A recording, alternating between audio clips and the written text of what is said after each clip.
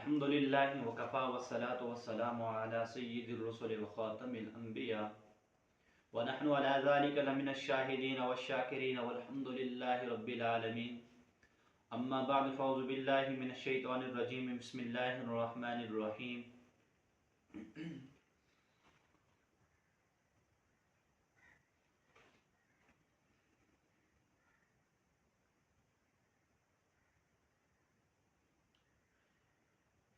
إنا أنزلنا في ليلة القدر وما أدراك ما ليلة القدر ليلة القدر خير من ألف الشهر تنزل الملائكة والروح فيها بإذن ربهم من كل أمر سلام هي حتى مطلع الفجر أو كما قال النبي صلى الله تعالى عليه وسلم. وعن أبي هريرة رضي الله تعالى عنه قال رسول الله صلى الله عليه وسلم من صام رمضانا ایمانا واحتسابا غفر له ما تقدم من ذنبه ومن قام رمضانا ایمانا واحتسابا غفر له ما تقدم من ذنبه ومن قام ليلة القدر ایمانا واحتسابا غفر له ما تقدم من ذنبه. متفق علیہ.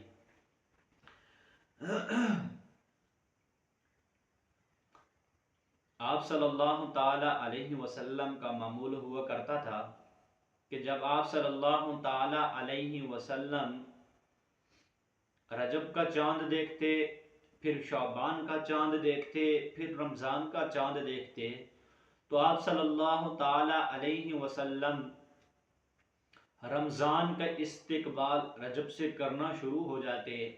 رجب کے اندر سے بھی آپ صلی اللہ تعالی علیہ وسلم رمضان کی تیاری کے اندر لگ جاتے. صحابہ اکرام رضوان اللہ تعالی علیہم عنہم اجمعین کو اتنی خوشی ہوا کرتی تھی کہ وہ 2 مہینے پہلے سے ہی رمضان کی آمد پر اتنے خوش ہوا کرتے تھے، بے انتہا خوش ہوا کرتے تھے. تو آپ صلی اللہ تعالی علیہ وسلم دعا فرمایا کرتے تھے، اللہم رجب شعبانا و رمضانا و ایمانا و احتسابا غفر له ما تقدم من ذنبه.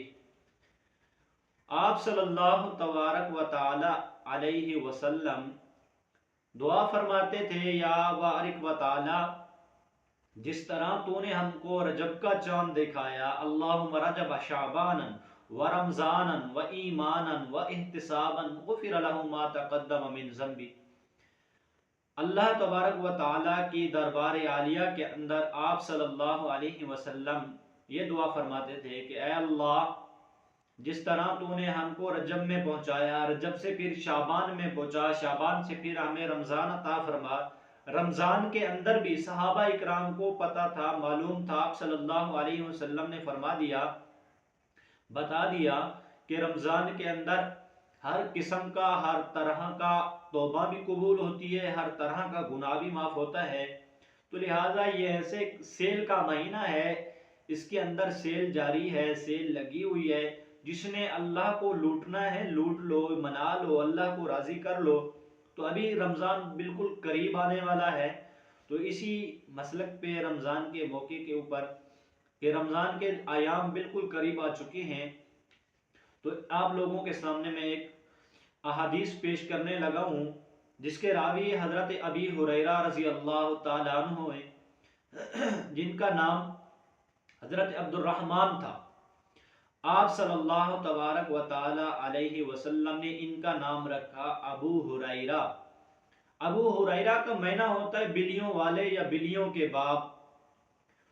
تو حضرت ابو ہریرہ رضی اللہ تعالی عنہ یہ بہت کمزور صحابی تھے. تو ان کے پاس 2 بلیاں ہوا کرتی تھی، ایک اس گود میں لیتے تھے، ایک اس بغل میں لیتے تھے. تو دونوں کو اٹھاتے تھے.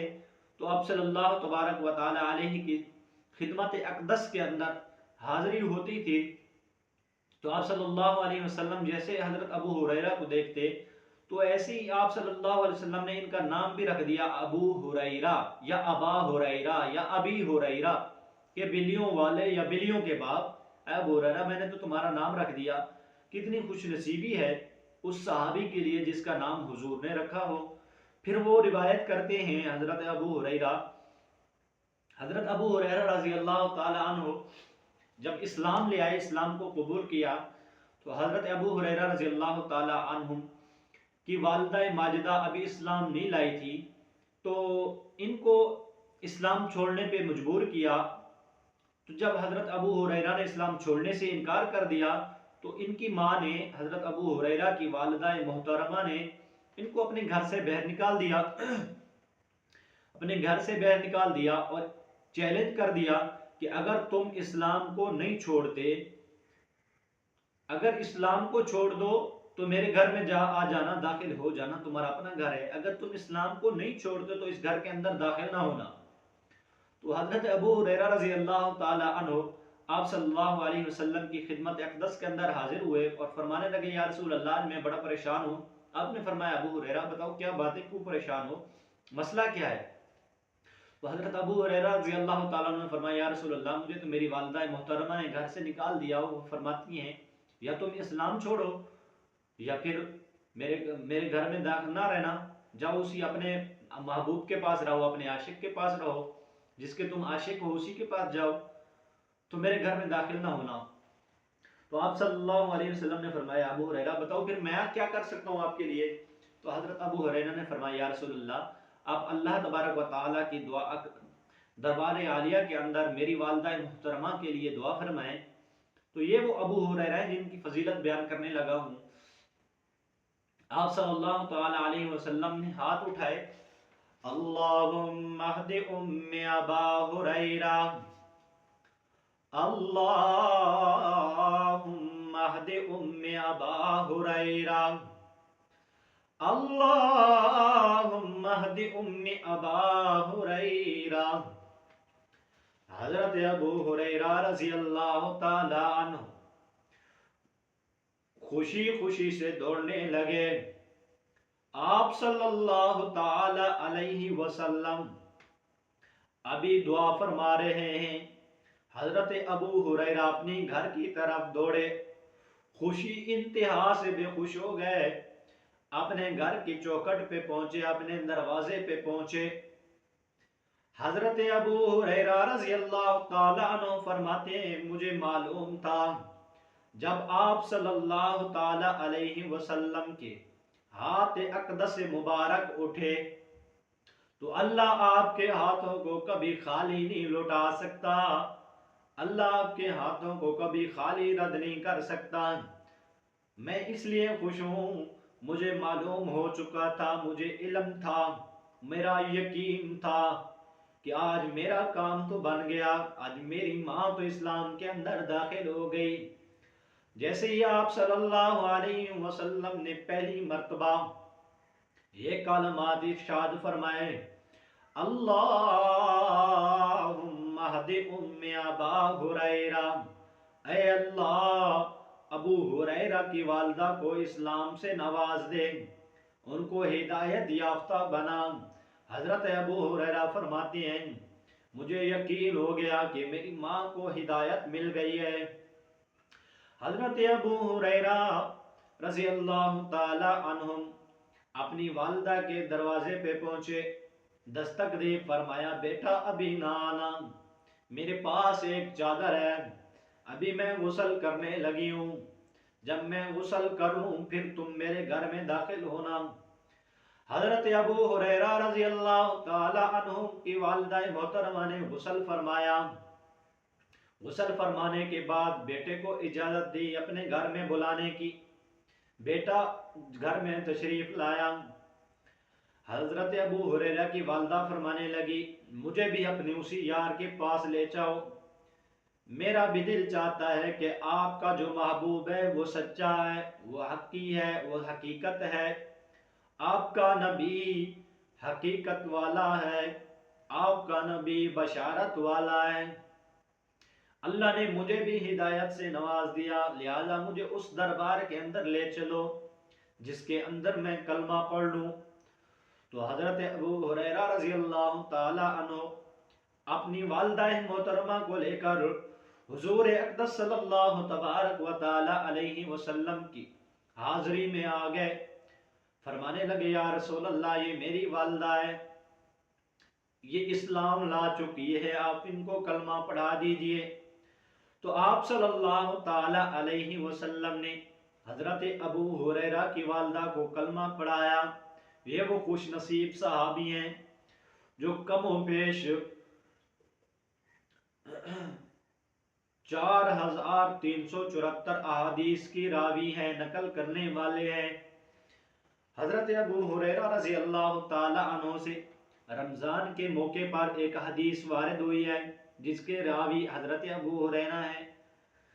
نقل فرماتے ہیں کہ رسول اللہ صلی اللہ علیہ وسلم نے فرمایا وعن ابی ہریرہ قال قال رسول اللہ صلی اللہ علیہ وسلم من صام رمضانا ایمانا واحتسابا غفر له ما تقدم من ذنبه ومن قام رمضانا ایمانا واحتسابا غفر له ما تقدم من ذنبه ومن قام لیلۃ القدر ایمانا واحتسابا غفر له ما تقدم من ذنبه متفق علیہ۔ حضرت ابو ہریرہ رضی اللہ تعالیٰ عنہ یہ حدیث نقل فرماتے ہیں کہ نبی کریم صلی اللہ تعالیٰ علیہ وسلم نے ارشاد فرمایا جس نے ایمان کی حالت میں روزہ رکھا، یعنی شریعت کو سچ جانتے ہوئے روزہ رکھا اور رمضان کی فرضیت کا اعتقاد رکھتا ہو، یعنی رمضان پہ ایمان رکھتا ہو، پھر اسلام پہ ایمان رکھتا ہو، آپ صلی اللہ تعالیٰ علیہ وسلم پہ ایمان رکھتا ہو، قرآن مجید پہ ایمان رکھتا ہو، اللہ تبارک و تعالیٰ کی حاضریت پہ اللہ تبارک و تعالیٰ کی نظر و نیازیں کرتا ہو، اللہ کو وحدہ لا شریک مانتا ہو، اللہ پہ یک اللہ کی وحدانیت پہ ایمان رکھتا ہو، تو ان کے لیے آپ صلی اللہ تعالیٰ علیہ وسلم نے ارشاد فرمایا جب رمضان داخل ہوگا، وہ رمضان کا روزہ رکھے گا تو اللہ اس کے پہلے گناہوں کو بخش دے گا۔ یہ اتنی بڑی فضیلت ہے رمضان کی، جو آج کل کے زمانے میں ہم اکثر لوگ روزے نہیں رکھتے، روزوں کو چھوڑ دیتے ہیں، ایک معمولی عمل سمجھتے ہیں۔ یہ احادیث امام بخاری رحمۃ اللہ علیہ نے اور امام مسلم رحمۃ اللہ علیہ نے یہ دونوں نے اپنی احادیث کی کتب کے اندر نقل کی ہے۔ بخاری کے اندر بھی یہ حدیث وارد ہے اور مسلم شریف کے اندر بھی احادیث آ چکی ہے۔ اس طرح دوسری عبادت کی شب قدر کا قیام کیا، اس کے شب قدر کے بارے میں معلوم ہے یا نہیں ہے۔ ایک شب قدر کا ہم اعتکاف کرتے ہیں، شب قدر کے لیے ہم کھڑے ہو جاتے ہیں، ہمیں معلوم ہی نہیں ہے شب قدر کیا ہے، شب قدر کی حقیقت کیا ہے، اس کے اندر کتنا ثواب ہے، کتنا اجر ہے، نہیں ہے، ایسے آپ نے آپ کو لگایا ہوا ہے۔ تو اس کے لیے آپ صلی اللہ تعالیٰ علیہ وسلم نے فرمایا اس کے گناہوں کو بخش دیا جائے گا۔ اور علامہ نووی رحمۃ اللہ علیہ نے کہا کہ مفکرات یعنی اعمال گناہوں کو مٹا ڈالتا ہے اور کبیرہ گناہوں کو ہلکا کر دیتا ہے۔ شب بارات کے اندر جو شخص کھڑا ہوتا ہے، رات کا اہتمام کرتا ہے، تو اللہ تبارک و تعالی شب بارات کی وجہ سے اس کے گناہوں کو بھی معاف کر دے گا، اور باقی جو صغیرہ گناہ ہوتے ہیں وہ تو معاف ہو جاتے ہیں دیگر اعمال کی وجہ سے، اور جو کبیرہ گناہ ہوتے ہیں، اکبر الکبائر گناہ ہوتے ہیں، تو وہ بغیر توبہ کے معاف نہیں ہوتے۔ تو ماہ رمضان کے اندر توبہ کے دروازے بھی کھول دیے جاتے ہیں، شیاطین کو بند کر دیا جاتا ہے، قید کر دیا جاتا ہے، جہنم کے دروازے بند کر دیے جاتے ہیں، جنت کے دروازے کھول دیے جاتے ہیں۔ اسی طرح اللہ تبارک و تعالیٰ کا ارشاد ہے کہ روزے میرے لیے ہیں اور اس کا بدلہ میں ہی دوں گا۔ روزہ کس کے لیے؟ روزہ اللہ تبارک و تعالیٰ کے لیے ہے، اس کا بدلہ بھی اللہ تبارک و تعالیٰ دے گا۔ باقی جو عمل کرتے ہیں ہر اس کا بدلہ دنیا میں مل جائے یا آخرت میں مل جائے تو اس کا بدلہ رجسٹر میں لکھا ہوا آتا ہے، اس کا بدلہ ثواب، جزا، اجر، گناہ، یہ سارا کو رجسٹر میں فرشتے لکھتے ہیں۔ تو روزہ ایک ایسا عمل ہے، ایسا طریقہ ہے، ایسی نیک عبادت ہے، تو اس کا ڈائریکٹ ثواب اللہ تبارک و تعالیٰ اپنے علم میں لکھتے ہیں، نوٹ کرتے ہیں۔ اس کا ملائکہ سے کوئی تعلق نہیں ہے، ملائکہ کو اللہ تبارک و تعالیٰ اعلان فرما دیتے ہیں کہ روزہ میرے لیے تھا، اس کا اعمال بھی، اس کا اجر بھی میں ہی خود دوں گا، اس کی اجرت بھی میں دوں گا۔ یہ احادیث قدسی ہے۔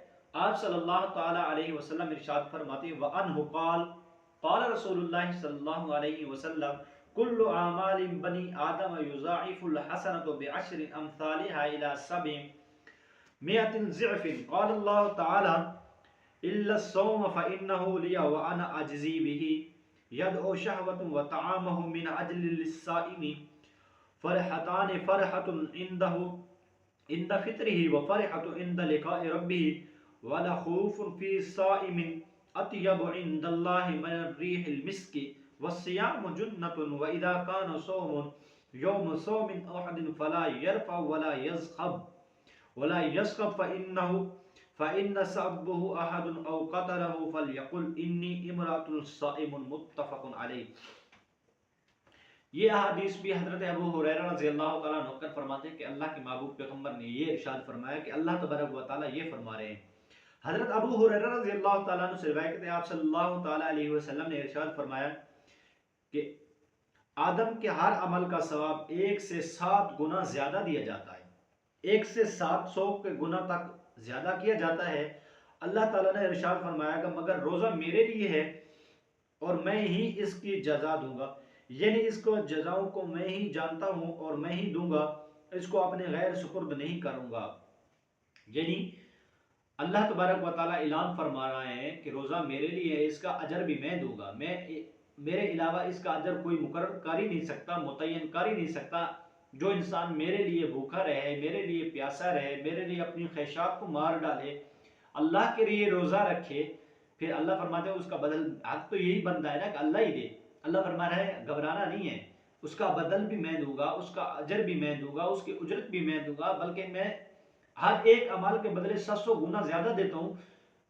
یہ تو فرشتوں سے میں نے مقرر کیا ہوا ہے، ایک تحریر ہے، ایک چلائے ہوئی وہ ہے۔ تو اسی طرح روزے کا عمل، روزے کا جو اجر ہوگا وہ میں خود اپنے سپرد کرتا ہوں۔ اللہ فرماتے ہیں کہ میں نے اپنے لیے رکھا ہے کہ اس کا اجر بھی میں خود اپنے ہاتھوں سے نوازوں گا۔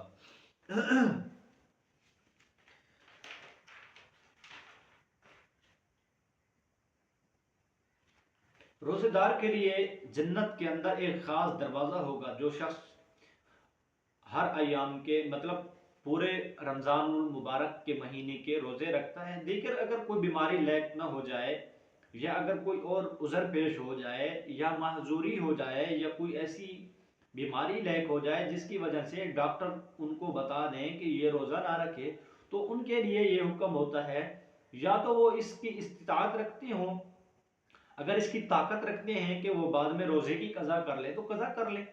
بعد میں روزہ رکھنا، روزہ ہر آن میں معاف نہیں ہے، ان کو قضا کرنی پڑے گی۔ اگر قضا کی بھی وہ طاقت نہیں رکھتے تو پھر ان کو فدیہ دینا پڑے گا، جو فدیے سے ان کا معاملہ حل ہو جائے گا۔ تو روزے دار کے لیے جنت کے اندر ایک خاص دروازہ ہے۔ وعن سہل بن سعد قال قال رسول اللہ صلی اللہ علیہ وسلم فی الجنت 8 ابواب منها باب یسمى الریان لا يدخله الا الصائمون متفق علیہ۔ حضرت سہل بن سعد رضی اللہ تعالیٰ عنہ سے روایت ہے کہ نبی کریم صلی اللہ تعالیٰ علیہ وسلم نے ارشاد فرمایا جنت کے 8 دروازے ہیں، جنت کے 8 دروازے ہیں، اور ان میں سے ایک دروازہ جس کا نام ریان ہے، جس کا نام ریان رکھا گیا ہے، اس میں صرف روزہ دار داخل ہوں گے۔ اس کو امام بخاری اور امام مسلم دونوں نے نقل کیا ہے۔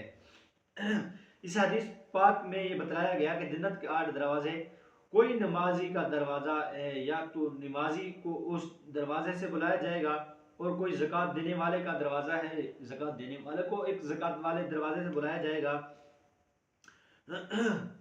جنت کے 8 دروازے، کوئی نمازی کا ہے تو کوئی زکوٰۃ والے کا ہے، کوئی دروازہ زکوٰۃ دینے والے کا اس میں بلایا جائے، کوئی روزے دار کا ہے، روزے دار کو صرف اس میں روزے دار ہی کو بلایا جائے گا، اور اس دروازے کا نام ریان ہے، اور ریان کا معنی سیراب کرنے کی ہے، اور اس کی تفصیلی بیان باب السکت کے حدیث نمبر 3 میں گزر چکا ہے، وہاں سے دیکھ لیا جائے۔ یعنی روزے کا جو ریان کا مطلب، ریان کا معنی بھی سیراب ہے، تو سیراب کا مطلب جو اللہ کے لیے پیاسا رہتا ہو، کل قیامت کا دن ہوگا، اس کو اللہ اس دروازے سے گزاریں گے تو سریاب کریں گے۔ وہ ایسا دن ہوگا، اس دن کی ایسی ہولناکی دن ہوگی، 50,000 سال کا ایک دن ہوگا، اور اس کے اندر پوری کہ عالم میں کے اندر نفسا نفسی کا عالم ہوگا تو کوئی کسی کا نہیں ہوگا، ماں بیٹے کی نہیں ہوگی، بیٹا باپ کا نہیں ہوگا، بھائی بھائی کا نہیں ہوگا، بہن بھائی کی نہیں ہوگی، میاں بیوی کا نہیں ہوگا، بچے اولاد کے نہیں، اولاد باپ کے لیے نہیں ہوگی، کوئی کسی کے لیے نہیں ہوگا۔ تو اس دن سورج سوا نیزے پہ ہوگا، زمین تانبے کی ہوگی۔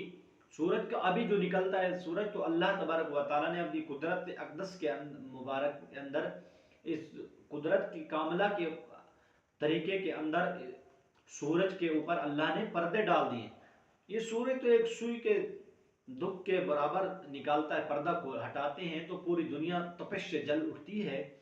تو قیامت کے دن اللہ سورج کے آگے سے سارے پردے ہٹا دیں گے، سورج سوا نیزے پہ آ جائے گا، بالکل سر کے اوپر آ جائے گا، تو زمین نیچے تانبے کی ہو جائے گی۔ تو بتائیں آپ اس وقت کیا عالم ہوگا۔ تو جو روزے دار ہوں گے، روزہ رکھنے والے ہوں گے، اللہ ان کو بغیر حساب کتاب کے جنت کا وہ دروازہ جو ریان ہے وہ ان کو پکارے گا، یا اللہ یہ تیرے لیے پیاسے رہے تھے، یا اللہ یہ تیرے لیے بھوکے رہے تھے، یا اللہ انہوں نے تیرے لیے اپنی خواہشات کو پشت پشت ڈال دیا تھا، یا اللہ انہوں نے تیرے لیے قربانی کی تھی، روزہ رکھا تھا، اے اللہ یہ بیر کھڑے، اے اللہ تو ان کو بلا لے۔ اللہ ان کو اعلان فرما دے گا، اور اس وقت روزے دار اس دروازے سے گزر جائیں گے اور منزل مقصود تک پہنچ جائیں گے، جہاں پہ ہمیشہ کے لیے کامیابی ہے، لامحدود زندگی ہے، جس کی کوئی بقا نہیں ہے، جس کی کوئی فنا نہیں ہے، ہمیشہ بقا ہی بقا ہے۔ تو اس زندگی کے لیے، اس عمل کے لیے ہمیں تیاری کرنی چاہیے۔ ابھی ماہ رمضان بالکل قریب آ چکا ہے، تو ہمیں رمضان کے اندر بھی روزوں کا اہتمام کرنا چاہیے، دعاؤں کا اہتمام کرنا چاہیے، توبہ استغفار کا اہتمام کرنا چاہیے۔ کو رمضان بہت بڑا عمل ہے، اس کے لیے اللہ کے نبی نے 3 مہینے پہلے سے، 2 مہینے پہلے سے اس کا اہتمام فرمایا، دعاؤں کا اہتمام فرمایا۔ اللہ کے محبوب پیغمبر پہلے بھی میں نے عرض کیا کہ فرماتے ہیں اللہم رجب شعبانا و رمضانا و ایمانا و احتسابا غفر له ما تقدم من ذنبی۔ اے اللہ جس نے رجب گزارا، رجب سے رمضان تک، شعبان تک، 50 شعبان سے رمضان تک، یعنی کہنے کا مقصد یہی ہے کہ اللہ ہمیں رمضان کے روزے رکھنے کی طاقت عطا فرما۔ تو یہ روزہ بھی اللہ کا عمل ہے، اللہ کی نعمت ہے، بہت بڑی نعمت ہے، اس کا اجر بھی اللہ ہی دے گا۔ تو اس کے لیے اللہ تبارک و تعالیٰ سے دعا بھی کرنی چاہیے، یا اللہ ہمیں روزوں کے لیے قبول کر دے۔ قابلیت کی وجہ نہیں ہوتی کہ میں کہوں میں روزہ رکھتا ہوں، میں نے روزہ رکھ لیا۔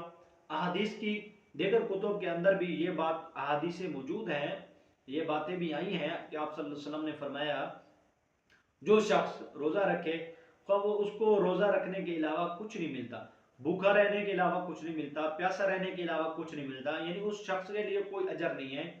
اس شخص کے لیے جو آنکھوں کو غلط استعمال کرتا ہو، زبان کو غلط استعمال کرتا ہو، گالی گلوچ دیتا ہو، آنکھوں سے غیر محرم کو دیکھتا ہو، دیگر کوئی گناہ کی چیزیں دیکھتا ہو، پاؤں سے گناہ کی طرف چل کے جاتا ہو، تو حالانکہ روزہ رکھا ہوا لیکن روزے کے اندر بھی گناہ کرتا ہو، تو اس شخص کے لیے سوائے بھوکا رہنے کے اور کچھ نہیں ہے۔